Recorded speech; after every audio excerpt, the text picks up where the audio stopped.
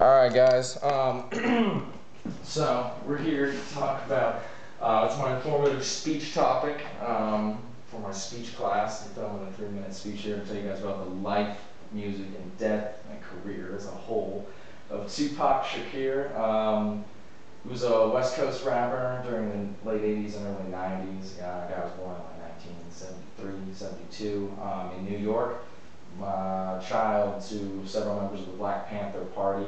His whole family was involved in major black civil rights movements for like a lot of the 60s and 70s. But eventually Tupac moved out west and got into the hip hop scene back when it was all first starting and coming out of the funk era.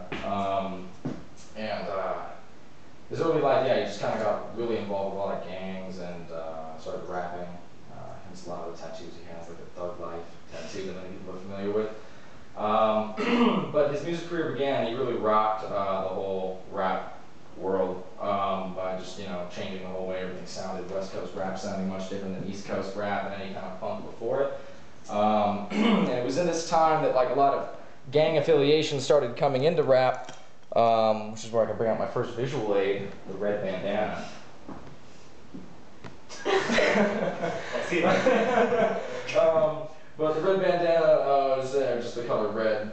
Is very symbolic for blood, the blood gang in Southern California. One which Tupac and many of those rappers affiliated themselves with. He was very, very famous for wearing the red bandana on his forehead, a little knot like that. I'll let you guys take a look at this red bandana, touch the proof in your hands.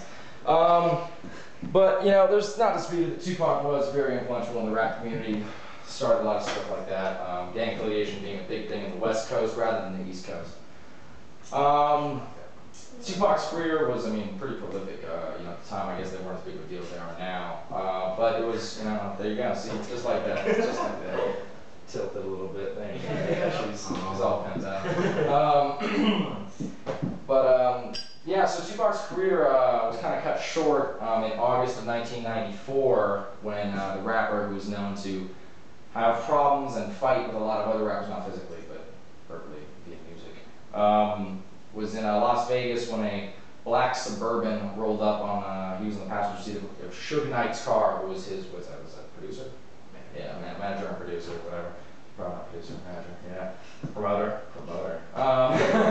He was in Suge Knight's car, and a black Suburban pulled up, and next to him he was in the passenger seat, and he was hit by gunfire, I believe 9mm gunfire, hit like 8 or 9 times. He was rushed to the nearest emergency hospital and was treated for gunshot wounds. He was stabilized and stayed in critical condition for, I believe, 2 days.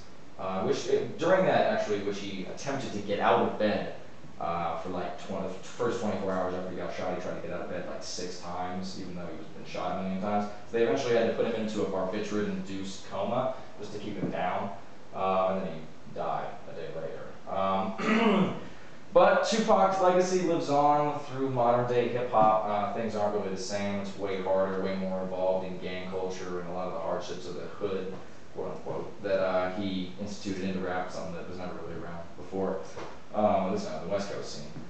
So also my other visual aid would be the infamous Tupac death chain, which is, this is a replica of the chain Tupac was wearing when he was dead. As you can see, it's Jesus' face. It's called the Jesus piece, so I'll let you guys take a look at that. But his legacy lives on also through, the music. His continued released albums. A lot of albums have been released posthumously after he's died.